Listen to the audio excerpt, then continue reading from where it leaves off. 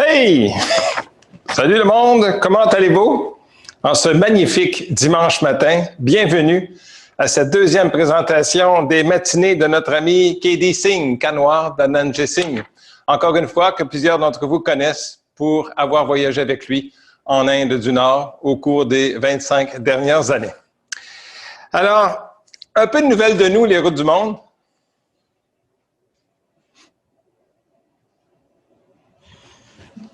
Il ne se passe rien.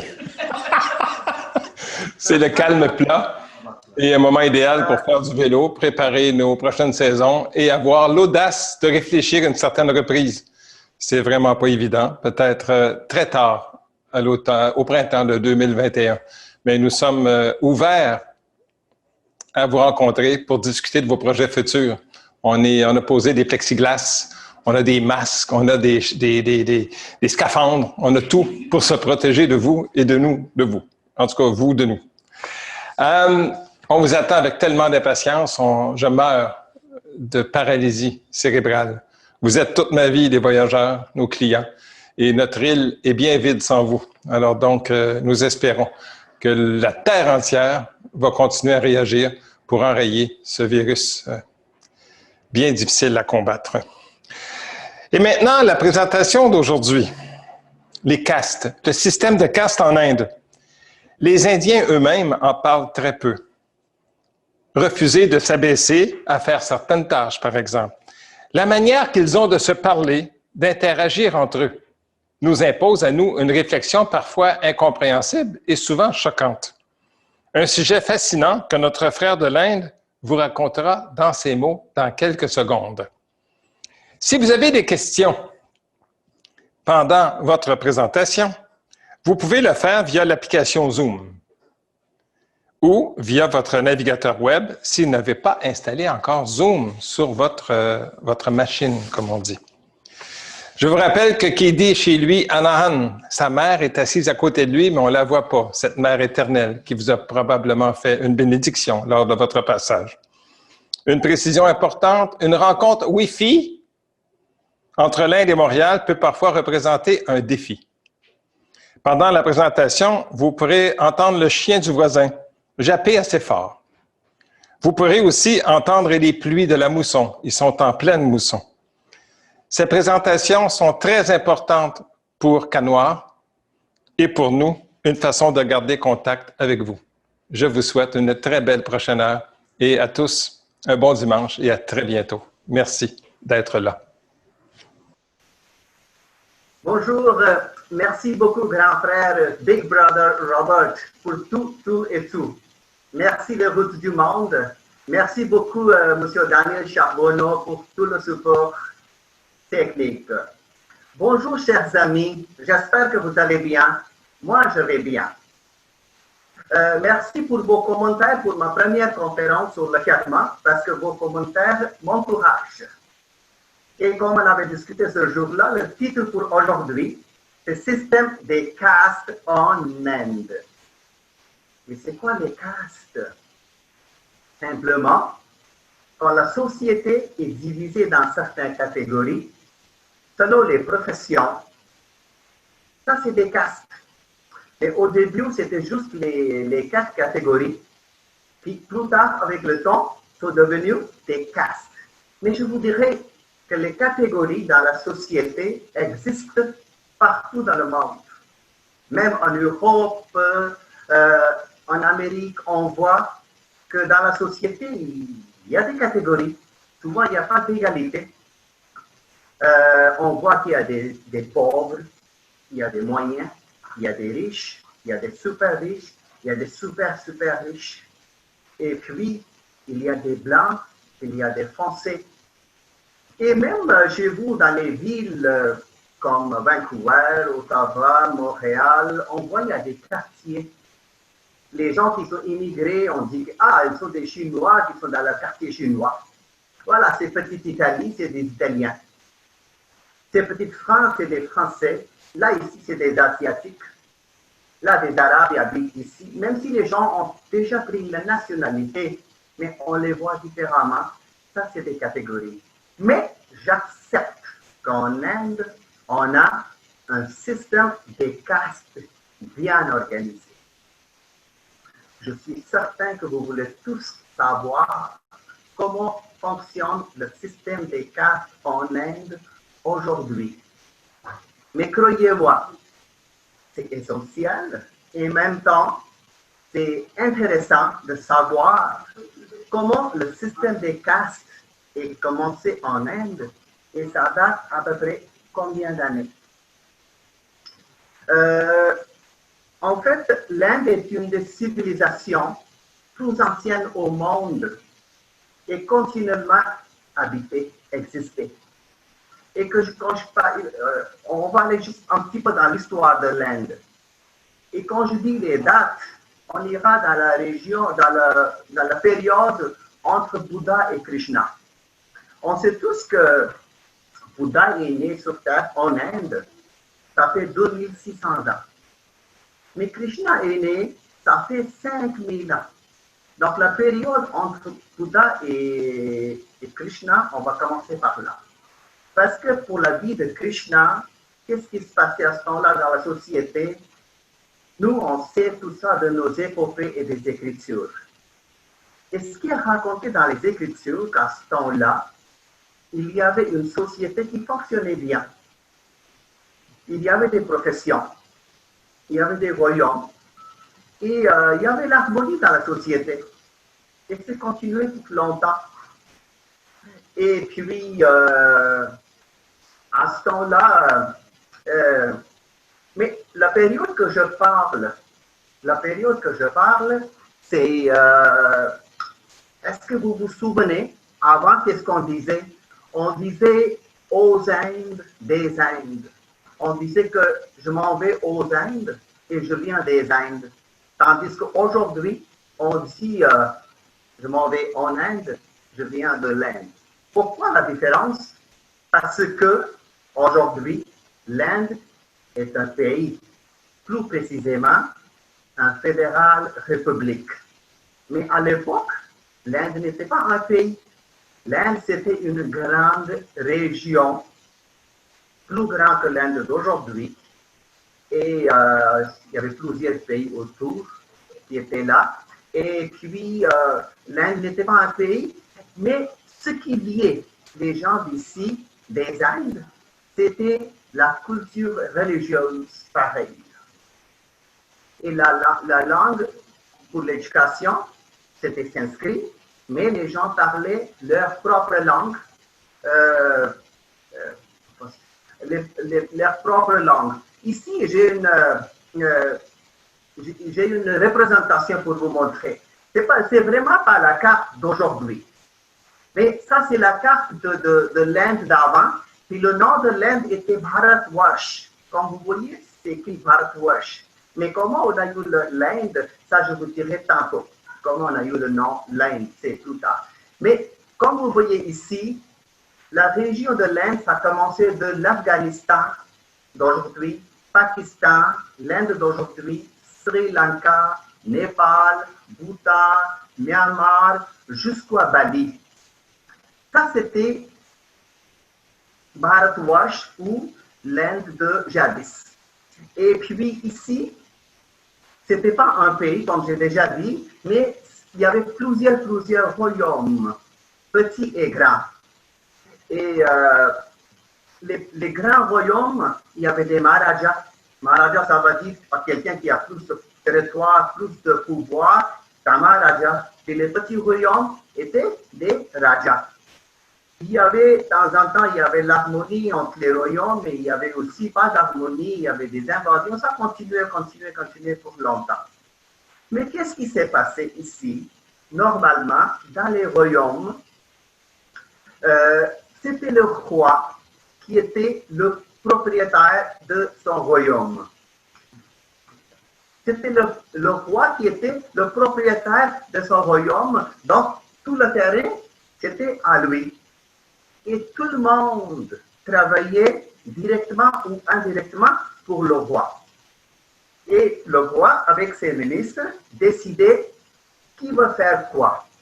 Donc, par exemple, les gens qui étaient très intelligents disent « Ok, tu vas aller pour l'éducation.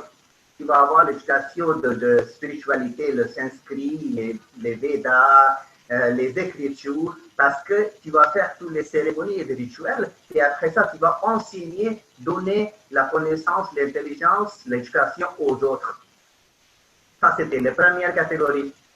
Puis après ça, les gens qui étaient plus costauds, comme des soldats, comme des guerriers, ils disent, OK, vous savez les guerriers, vous serez dans l'armée pour protéger les frontières et aussi vous serez là pour garder loi et ordre à l'intérieur. Donc ça, c'était la classe des guerriers.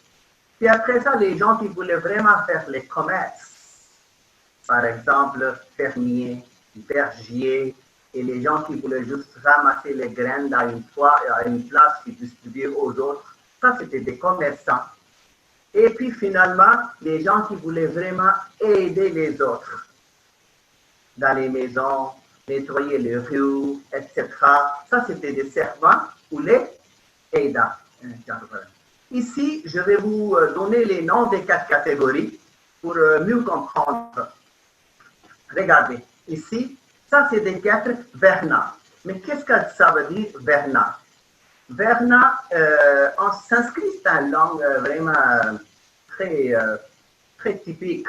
C'est plus ancienne. Je vous parlerai plus sur le sanskrit quand je parlerai ma conférence sur le système d'éducation en Inde. Mais ici, le mot Verna a plusieurs sens. Verna, ça veut dire la couleur aussi. Mais ici, Verna, ça veut dire les qualités. Donc, les gens avec quelle qualité, c'est devenu les 4 Verna. Le premier s'appelle des Brahmins, c'est des prêtres. Quand je dis les gens qui ont pour l'éducation. Ça, c'était des Brahmins. Ça, c'est des prêtres. Et le deuxième, les guerriers, ils s'appellent des Kshatriyas. Et les commerçants s'appellent des Vaishyas. Et les servants ou les aidants s'appellent des Shudras. Ça, c'était les 4.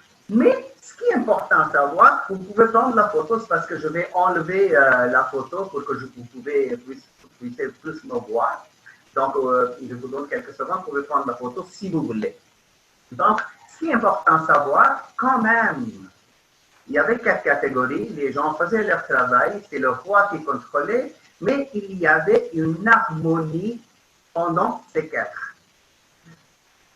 Harmonie, ça veut dire tout le monde savait que je ne peux pas exister sans l'aide de l'un et l'autre. Donc, ça, c'était aussi l'éducation. Les gens qui allaient pour devenir les prêtres, il y avait les écoles. Les premières écoles, qui s'appellent des Gurukuls, qui étaient à l'extérieur de ville. Là, il y avait un gourou qui habitait avec sa famille et les enfants. Mais ce n'est pas important que c'est seulement les princes, n'importe qui. C'est le roi qui décidait, OK, toi, tu es bon pour l'éducation. Toi, tu vas pour prendre l'éducation. Donc, les enfants qui vont pour l'éducation, ils vont habiter dans l'ashram, là-bas, puis vont recevoir l'éducation de plusieurs sujets économiques, mathématiques, sciences politiques, la grammaire, stratégie des vols, des armes, etc. Ça, c'était des sujets.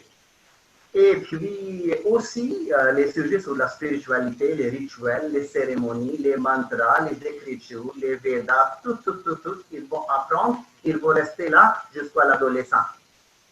Et puis les gens qui vont pour guerriers, ils avaient l'entraînement vraiment pour les guerriers, ils vont apprendre comment utiliser les armes dans les guerres, etc. Et comment avoir la discipline à l'intérieur de ville. Ça, c'était le travail des guerriers. Et les commerçants apprenaient leur métier de commerce. Et puis, les quatrièmes aidants, parce que vous avez marqué, même en France et en Angleterre, chez les rois ou chez les riches, s'il y a 4 personnes dans la famille, il y a peut-être une vingtaine de personnes qui sont là pour travailler. Ça, c'est des aidants.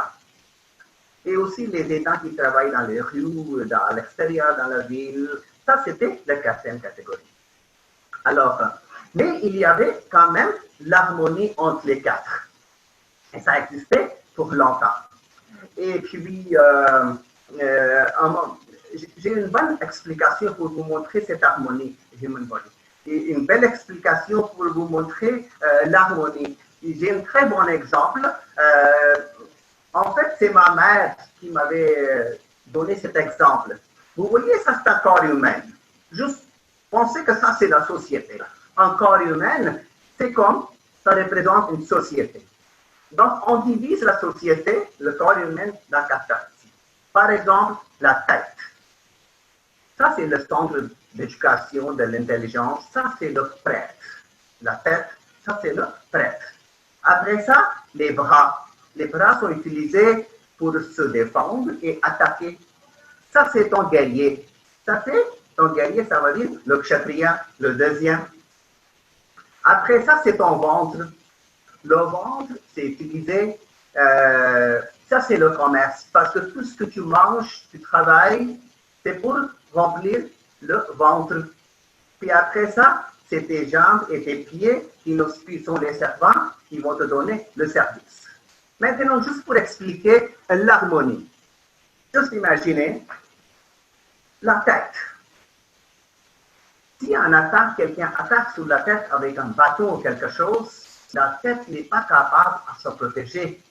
C'est les bras qui vont en haut pour protéger la tête, même si l'attaque n'est pas sur les bras. Donc, les âmes savent que je dois protéger la tête parce que c'est la partie de société. Et puis, si tu mets un clou ou quelque chose dans le pied, ce n'est pas le pied qui pleure, c'est les yeux qui pleurent. Donc, c'est l'harmonie là-bas aussi. Donc, tout c'est important, ça c'est l'exemple de ventre. Par exemple, si quelqu'un, Monsieur Michel, Madame Nicole, quelqu'un qui travaille dans un bureau, tous les jours, elle se lève, elle prend sa voiture, pour conduire la voiture, elle utilise ses mains, ses pieds, elle arrive dans le bureau, elle monte, elle va dans ce bureau, elle travaille avec son ordinateur, son intelligence, ses yeux. Tout le mois, elle travaille. Au soir, elle revient. Tout le mois, elle travaille pour gagner des sous. Et avec les sous, acheter la nourriture, manger pour remplir l'estomac. Est-ce que l'estomac a travaillé? L'estomac n'a pas travaillé. Le ventre n'a pas travaillé. Tout le corps a travaillé pour satisfaire l'estomac. Pourquoi? Parce que tous les organes savent si le ventre est satisfait, nous allons avoir notre partie avec assimilation. Ça, c'était une façon à vous expliquer l'harmonie dans la société. Et ça, c'est existé pour longtemps. Après ça, qu'est-ce qui est arrivé? Parce que ce n'est pas quelque chose qui est passé dans une génération. C'est génération par génération, génération par génération. Les rois ont changé, les familles ont changé. Puis, plus tard, les gens dans certaines catégories ont commencé à faire des petites communautés. Par exemple, même aujourd'hui, vous voyez, les avocats dans une ville, ils vont faire un groupe des avocats. Les médecins ont les groupes des médecins. Les commerçants ont des groupes des commerçants. C'est normal. C'était exactement la même chose. Que les prêtres, à ce temps-là, ils vont commencer à faire des petits groupes des prêtres un peu séparés des autres, génération par génération. C'est aussi une mentalité humaine. Puis après ça, les soldats, les guerriers, ils avaient leur propre communauté parce qu'ils ne mixaient pas bien avec les prêtres. Les commerçants, parce que leur travail est complètement dans le commerce. Tout ce qu'ils passent, c'est pour le commerce. Donc, ils avaient leur communauté. Et les servants ou les aidants avaient leur communauté. Et plus tard, après quelques générations, ils ont même commencé à vivre dans les quartiers séparés de l'un et l'autre. Donc, il y avait des quartiers des prêtres, des quartiers des guerriers, etc., etc. Donc, on a commencé à avoir un petit peu de, comme discrimination ou quelque chose. On voyait bien que les 4 catégories sont vraiment séparées de l'un et l'autre. Et plus tard, qu'est-ce qui s'est passé? Que la classe des prêtres sont devenus plus riches. Pourquoi? Parce qu'ils étaient plus proches de la famille royale. Si le roi a des rituels et cérémonies à faire, ils vont les appeler et donner beaucoup de cadeaux. Et puis, ils ont accès dans les temples. Ils reçoivent beaucoup de cadeaux de la famille royale. Donc, ils sont devenus riches. Et avec ça, ils ont développé un certain ego. C'est quoi l'ego? Que nous sommes des êtres plus élevés, parce que nous, on sait la spiritualité, tandis que les gens de quatrième catégorie sont beaucoup plus bas. Donc, ce n'est pas égalité. Donc, ce n'est pas quelque chose qui était dans la religion, ce n'est pas quelque chose qui était dans la tradition. C'est juste la mentalité, l'ego d'un certain groupe de personnes à un moment donné que ça a commencé. Ils ont commencé à dire que nous, on se lave tous les jours, le matin, et on s'en va pour faire les rituels, les cérémonies et tout ça. On a accès vers les écritures, les livres sacrés, accès dans les temples. Donc, nous sommes plus purs. Et les gens qui font tous les travaux plus bas, comme nettoyer les rues, travailler dans les maisons, dans les salles de bain, ils ne sont pas purs. Si on les touche, nous, on devient impurs. Donc, il ne faut pas les toucher. Et ça commence le mot intouchable. Souvent, les gens me posent des questions. Ils disent, est-ce qu'il existe encore des intouchables chez vous? Que je dis non, ça n'existe pas, mais seulement parce qu'on ne peut pas effacer, parce que ça fait partie de l'histoire. Et c'est existé pour longtemps, j'accepte. Parce qu'avec le temps, même les gens dans certaines catégories, comme les brahmins, kshatriya, vaishya et shudra, pour le mariage de leur propre fils ou leur fille, ils vont toujours chercher dans leur propre catégorie. Donc, comme ça, c'est devenu vraiment des 4 castes principales en Inde. C'est typiquement de l'Inde. En Inde aussi, c'est typiquement de l'hindouisme. Parce qu'en Inde, il y a d'autres religions qui existent. Il y a la christianité, pas beaucoup de pourcentage. Il y a des musulmans, il y a des sikhs, il y a des bouddhistes. Mais le système des cas, c'est seulement dans l'hindouisme.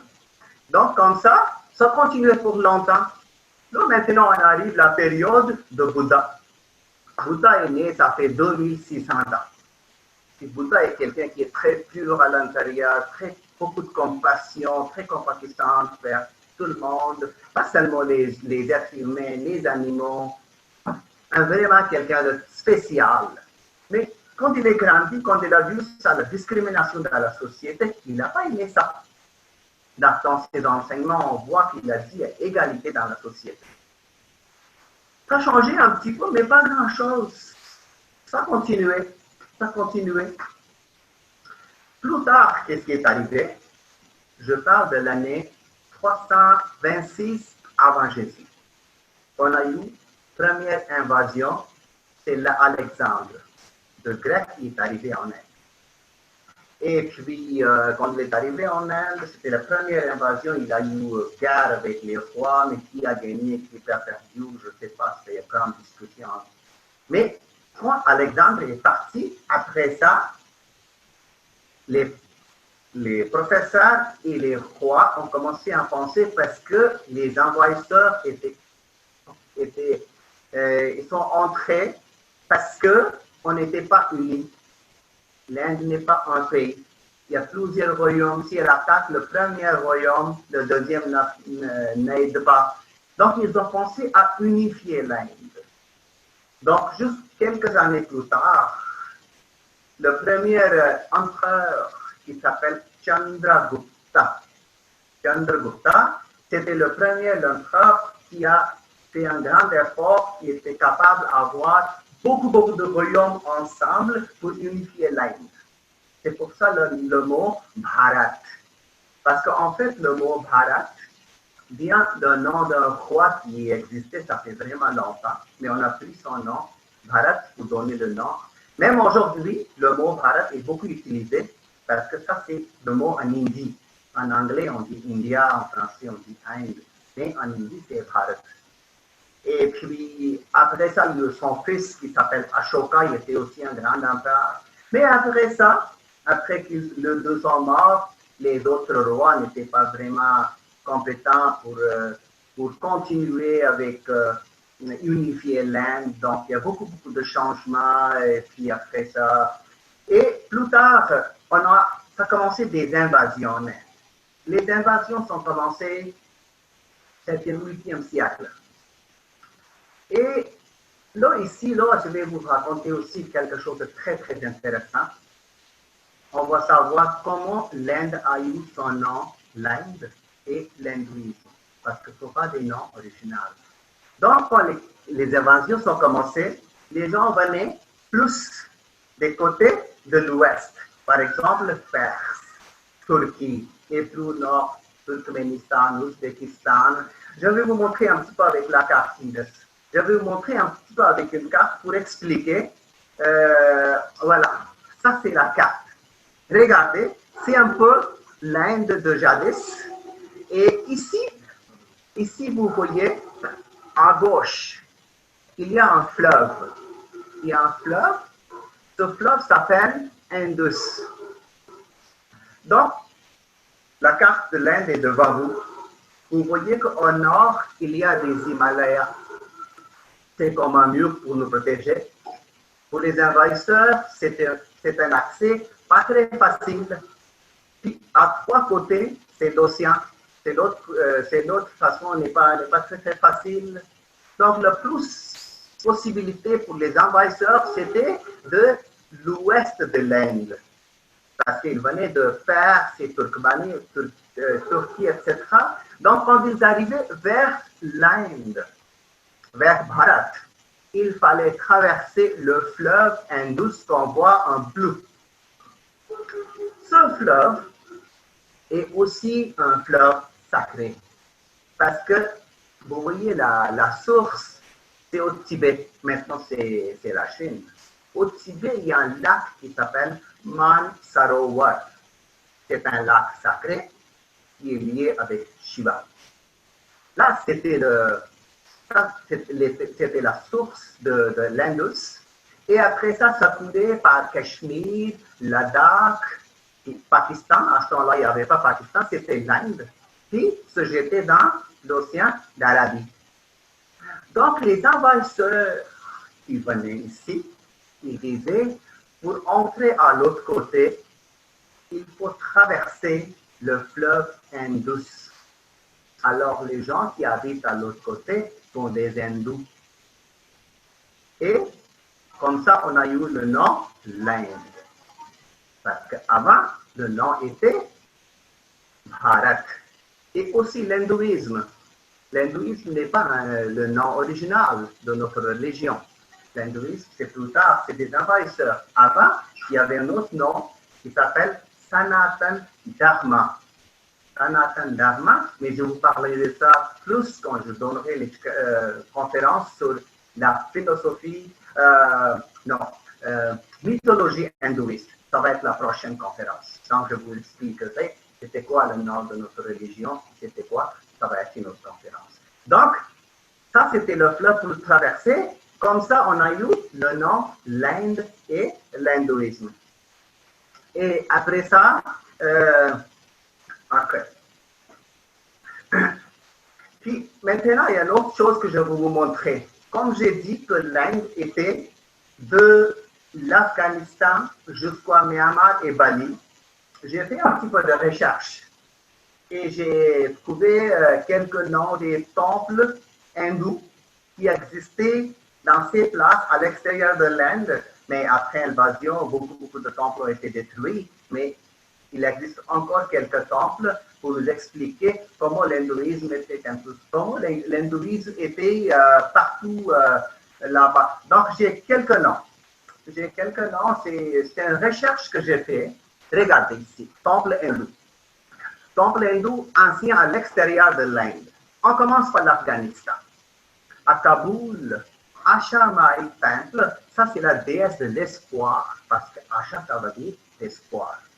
Et à Kandahar, il y a Devi Dwara Temple. Ça, c'est des temples qui existent encore. Aujourd'hui, vous pouvez voir que ça c'est des pays complètement islamiques. Mais ces temples qui sont tellement anciens nous expliquent qu'il y avait l'hindouisme qui était bien ici à l'époque. Donc, on vient vers Myanmar. En Myanmar, on a Nat Luang Kyong. Ça, c'était le temple de Vishnu qui existe même aujourd'hui. Il y a beaucoup de pèlerins hindous qui vont visiter ce temple à Myanmar. Après ça, Cambodge. Le temple Angkor. Peut-être si vous avez visité Cambodge, vous avez visité ici, temple Vishnu, mais ça, c'est le plus grand temple au monde. Il est dans la superficie de 400 acres. C'était construit par l'empereur Suryavarman.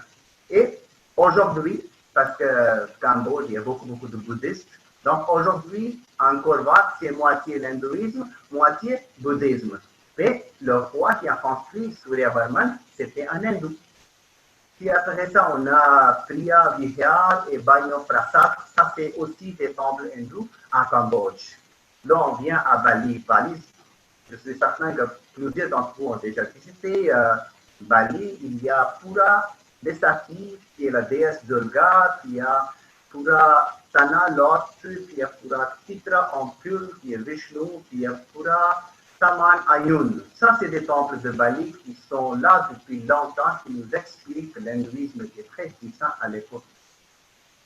Puis après ça, Vietnam, on a Pheo-Naga temple, puis après ça, on a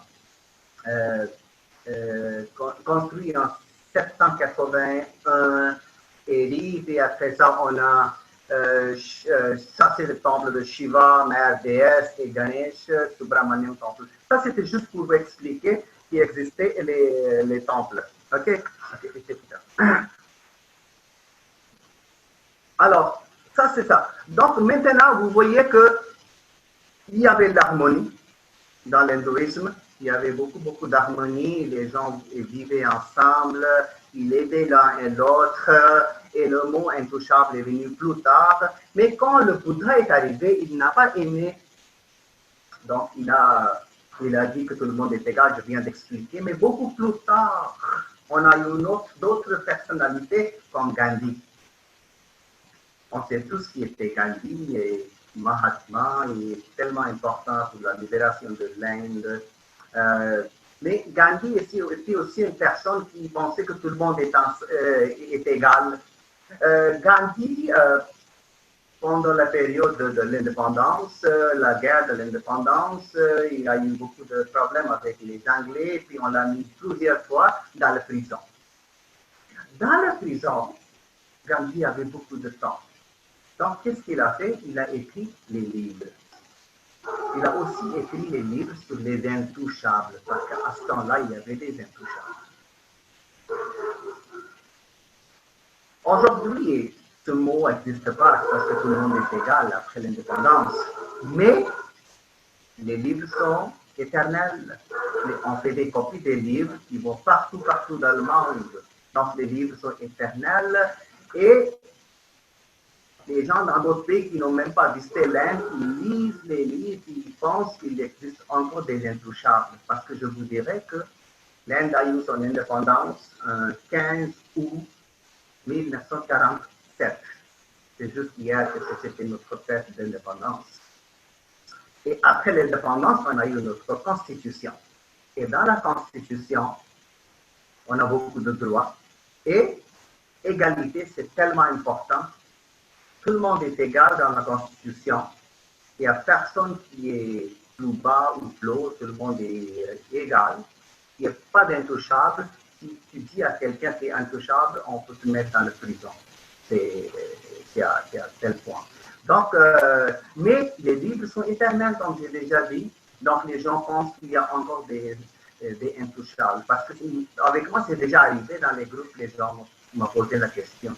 J'ai dit, est-ce qu'il existe encore des intouchables? Mais je dois expliquer que ça n'existe pas. Maintenant, il y a égalité partout dans le pays. Mais ça fait partie de l'histoire. Mais aujourd'hui, il y a égalité. Mais il y a une autre chose que j'aimerais vous expliquer, c'est très important à savoir. Après l'indépendance, après la Constitution, le gouvernement, le premier gouvernement a pensé que même si on dit tout le monde est égal, mais pour changer complètement la mentalité des gens, ça prendra un petit peu de temps. Donc, qu'est-ce qu'ils ont fait? Ils voulaient juste élever la 4e catégorie plus haut pour amener tout le monde ensemble. Donc, dans les emplois gouvernementaux et aussi dans les institutions, ils ont donné réservation pour les quatrième catégories. On les appelle aussi des talibs. Quatrième catégorie, ils ont donné la réservation. Ça veut dire, si on a besoin de 50 places pour un emploi, il y aura au moins 5 personnes de la quatrième catégorie ou 7 personnes de la quatrième catégorie.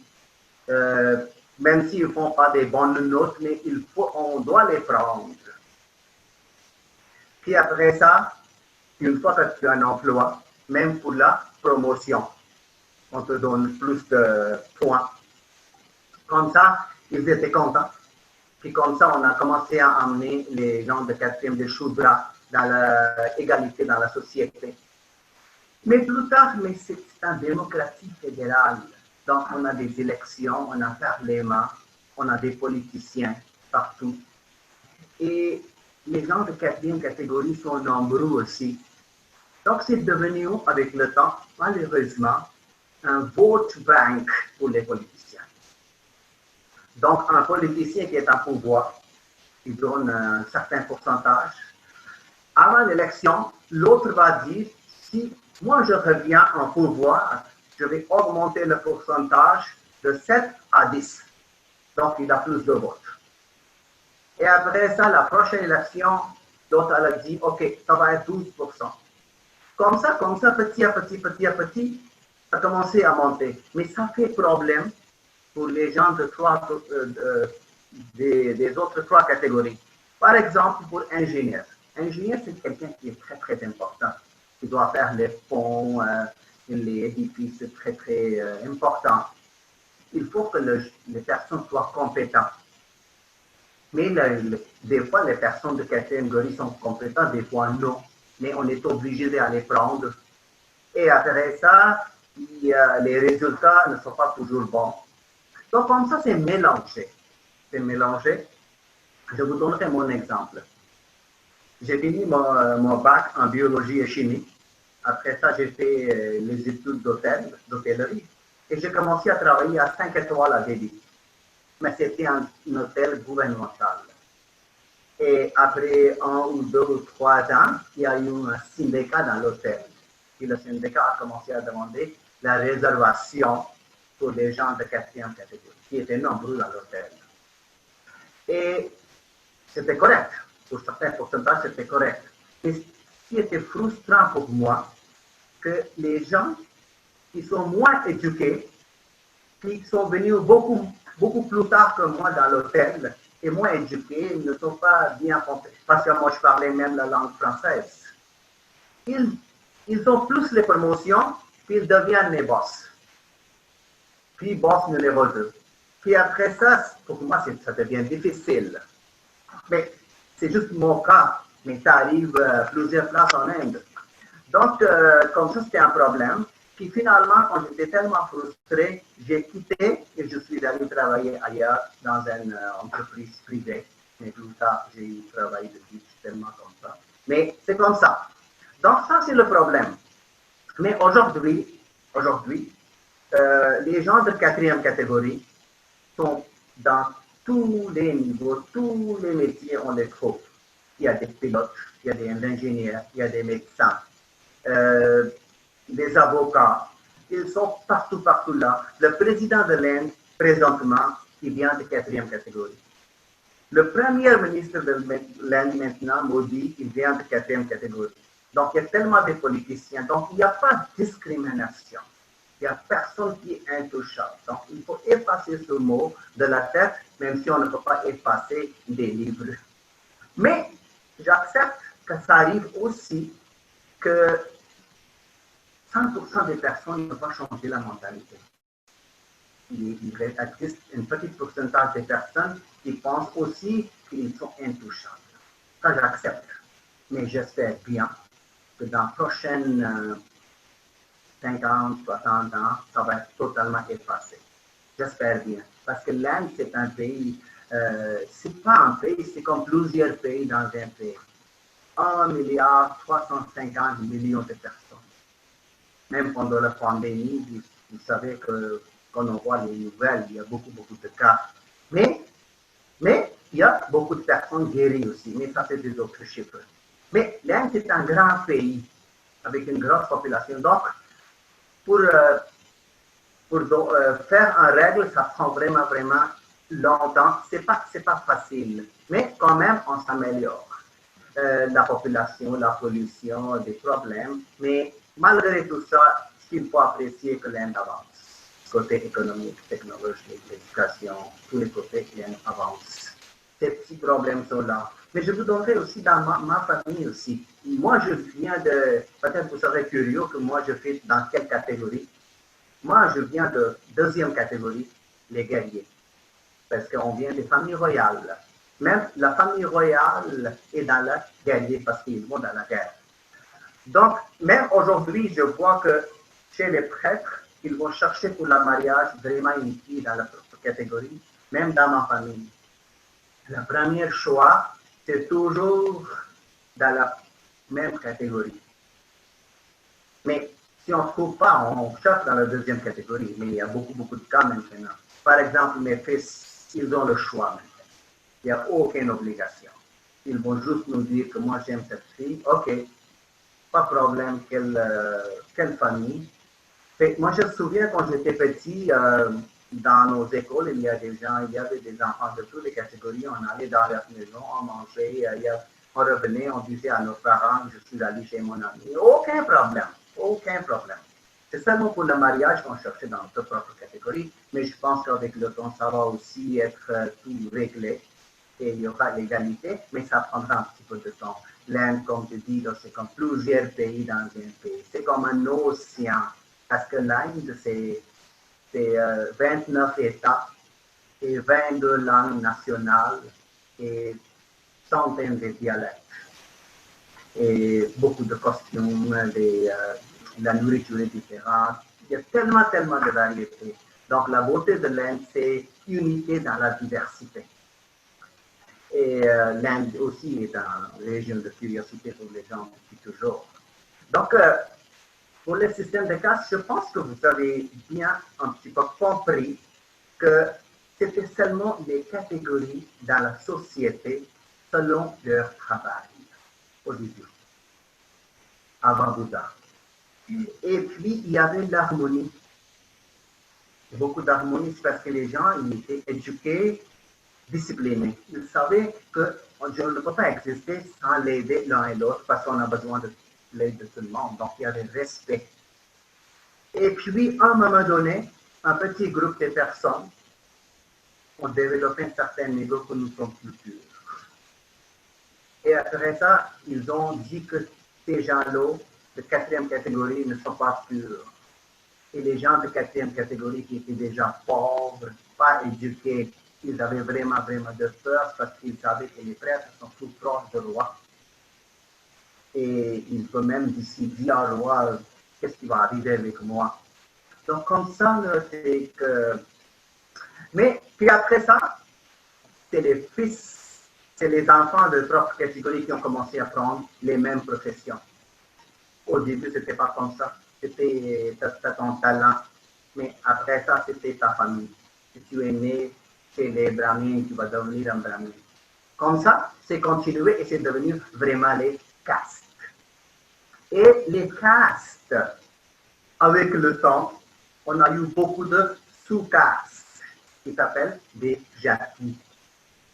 Et nous, comme on est des Indiens, pour vous, ça va être peut-être difficile. Nous, on peut au moins deviner un petit peu si quelqu'un me dit c'est mon nom de famille, donc je peux savoir qui vient de quelle famille. Un petit peu, on peut deviner. J'ai quelques noms pour vous, pour savoir. J'ai quelques noms pour vous que je vais vous montrer et puis comme ça vous allez comprendre.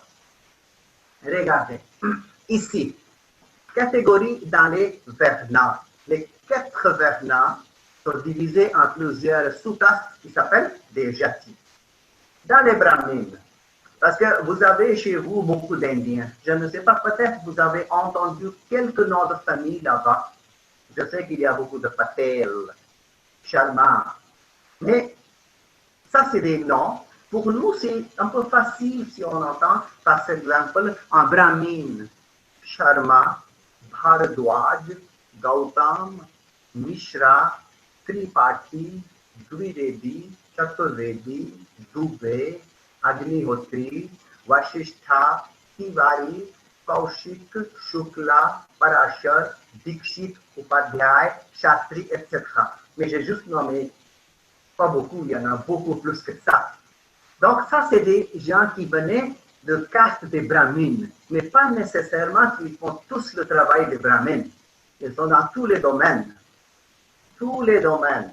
Même, il y en a qui font nettoyer les villes comme les quatrième catégories, ils travaillent dans les maisons des personnes. Tout est mélangé dans la société maintenant.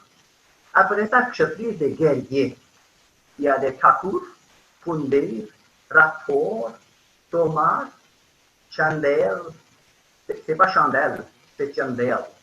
Katoch, Chauhan, Solanki, Parihar, Parmar, Bhati. Moi, je viens des racines Bhati. Garlot, Sisodia, etc. Ça, c'est des Kshatriyas. Après ça, des Vaishyas, des commerçants. Mahajan, Bohra, Patel, Gandhi. Gandhi, il vient de famille des commerçants parce que Gandhi, le sanskrit, c'est le mot de sanskrit. Gandhi, ça veut dire l'odeur. Donc, sa famille, ils vendaient des parfums. Et après ça, ils sont devenus des vendeurs de parfums, c'est des vendeurs de l'odeur, sont des Gandhi. Et après ça, Gupta, Maheshwari, Agarwal, Soni, Goyal, Mittal. Vous avez peut-être entendu Mittal, c'est un grand businessman à l'ouest, l'acier, quelque chose. Patodia et Jindal. Ça, c'est des Vaishyas. Et après ça, Shudra, c'est des Valmiki, Chaudhary, Das, Maji, Rai, Sarkar, Reddy, Nair, Gujar, Kumar, etc. Donc, j'ai pris quelques noms de tout l'Inde. Et ce n'est pas tous les noms, mais quand même, ça nous donne une idée. Mais comme j'ai dit, ils sont dans tous les domaines aujourd'hui. Et puis, tous les domaines, et il n'y a pas vraiment dans les catégories particulières.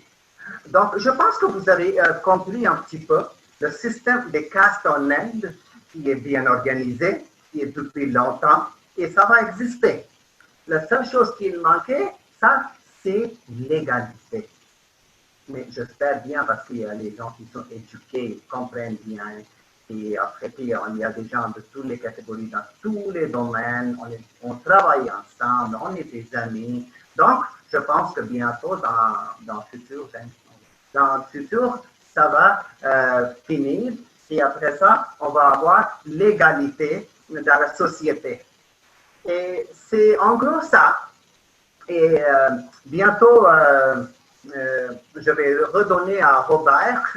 Et puis après ça, si vous aurez des questions, parce que ça c'est quelque chose de très, très particulier de l'Inde. Parce que les gens ont toujours la question, c'est quoi les castes en Inde? C'est quoi les castes en Inde? Mais j'espère que j'ai essayé d'expliquer et je pense que vous avez compris. Et si vous avez des questions sur le sujet, vous pouvez écrire et puis je vais essayer à vous répondre. Mais aussi, je veux vous dire que la prochaine conférence, ça va être sur la mythologie hindouiste. Ça va être vraiment, vraiment très, très intéressant parce qu'on en pense de l'hindouisme, qu'est-ce qu'on pense? Shiva, Rama, Krishna, Ganesh, Vishnu, pourquoi tant de divinités? Pourquoi on avait besoin? Qui fait quoi? Mais moi, quand je vais expliquer, je vais le faire plus facile. Je vais commencer avec l'histoire de la création, puis notre Trinité, et les divinités avec leurs fonctions et l'harmonie entre les divinités, comment c'est lié. Ça va être tellement, tellement intéressant. Je vais même parler des incarnations comme Rama et Krishna, et je vais parler des autres divinités comme Durga, etc. Ça va être vraiment, vraiment intéressant parce que j'ai déjà parlé sur le karma, et karma, c'était autre chose, mais mythologie hindouiste, ça va être vraiment parler sur les divinités, le gange sacré, la vache sacrée et tout ça. Et merci pour écouter. J'espère que vous avez aimé. Et merci beaucoup. Et je parle face à Robert. Merci beaucoup, Robert. Alors, c'est déjà la fin de cette présentation sommaire du système des castes en Inde. J'espère que vous avez apprécié cette belle présentation de notre frère à tous, Kedi, en direct de chez lui, Anahan. C'est merveilleux, les merveilles technologiques aujourd'hui. Pouvez-vous imaginer qu'il est 9h30 plus tard là-bas et qu'il faut 22 heures pour se rendre d'abord à Delhi et ensuite 8 heures d'autobus pour monter au petit village de Nahan. Merci beaucoup, Kedi. Les prochaines conférences, bientôt, il y aura la mythologie hindouiste. C'est très intéressant. Hein? Krishna, Shiva, Vishnu, comment ça fonctionne. Nos voyageurs arrivent en Inde parfois avec aucune connaissance de ça et là, vous avez la chance de vous préparer avec Kedi. Quand vous allez le rencontrer là-bas, à bord d'un de nos circuits, bien, vous aurez déjà l'impression de le connaître, je pense bien. Après ça, il y aura un peu plus tard gouvernement et éducation. Comment ça fonctionne, ça? Monsieur Modi, qui est un très bon ami à moi, il m'appelle. Vous avez peut-être vu le petit... c'est bizarre, il a appelé, puis la caméra était ouverte. Et Modi, je suis Modi. I just try to do my duty. Eh bien, on va voir comment ça fonctionne. Puis l'éducation, comment on fait pour assurer l'éducation de millions, de centaines de millions de personnes là-bas? C'est un pays miracle, l'Inde. Après ça, je vous prépare personnellement une conférence sur l'art de préparer un tour du monde. Je vais humblement vous dire, ne ratez pas ça. Je l'ai déjà présenté ailleurs et ça a été fort apprécié. Il y a beaucoup d'humour. Je ne sais pas comment ça se fait. Il y a beaucoup d'humour, il y a des moments touchants, il y a des moments où l'on pleure parce que la planète, elle nous donne beaucoup, elle nous fait vivre beaucoup d'émotions. Après ça, il y a Marie, ma belle Marie, qui vous prépare. Elle est là. Bonjour! Marie qui prépare en compagnie de Sahar une présentation sur l'Égypte. Alors, elle ne vous présentera pas un itinéraire en Égypte car on ne veut pas vous imposer un voyage. On va vous parler de ces trésors et de ces histoires. Qui était vraiment Toutankhamon, par exemple? Et Sahar a des connaissances absolument merveilleuses. Je pense bien que nous avons en Inde la meilleure guide. On se l'est fait déjà. On a déjà tenté de nous la voler d'ailleurs. Et je ne nommerai pas qui. Après ça, je prépare une conférence qui vous fera vivre des moments de toutes sortes. Il va y avoir dans cette conférence-là des petits bouts de vidéo qui vont vous faire vivre des moments, je pense, très touchants. Avec des anecdotes. Avec aussi, des anecdotes. Chaque anecdote que je vais raconter va être accompagnée d'une vidéo, oui. Voilà. Alors, et ça sera présenté en direct du centre Les Routes du Monde à Montréal. Et puis, devant votre téléviseur, vous allez pouvoir enregistrer tout ça. Mais ça vous fera voyager en attendant peut-être d'avoir le désir ou l'opportunité, je pense que ce n'est pas une question de désir, mais c'est l'opportunité de voyager en sécurité, encore une fois, au bout du monde. Les dates vous seront, juste revenir juste avant, il va y avoir des images en Inde inédites sur ma dernière exploration en Inde au mois de mars en compagnie de Daniel.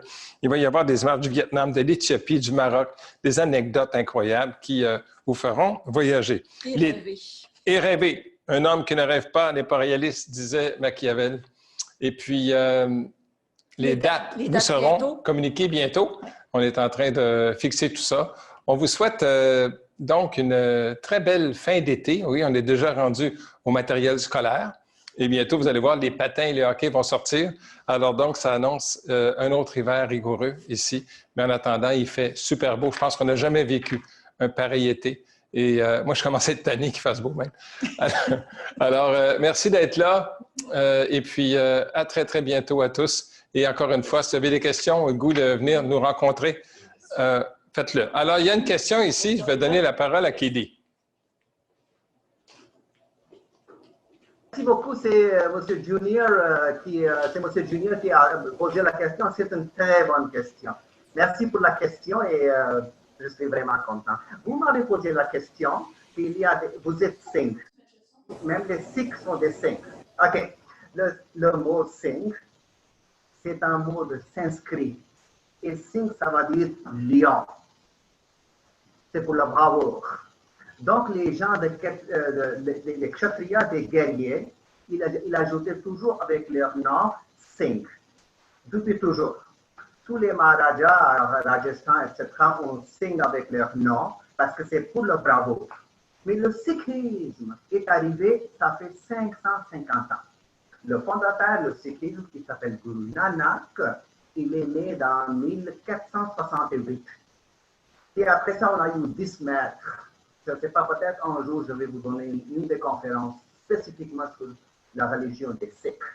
Le 10e maître, qui s'appelle Guru Gobind Singh, a dit à toute la communauté des Sikhs que je vous déclare des guerriers.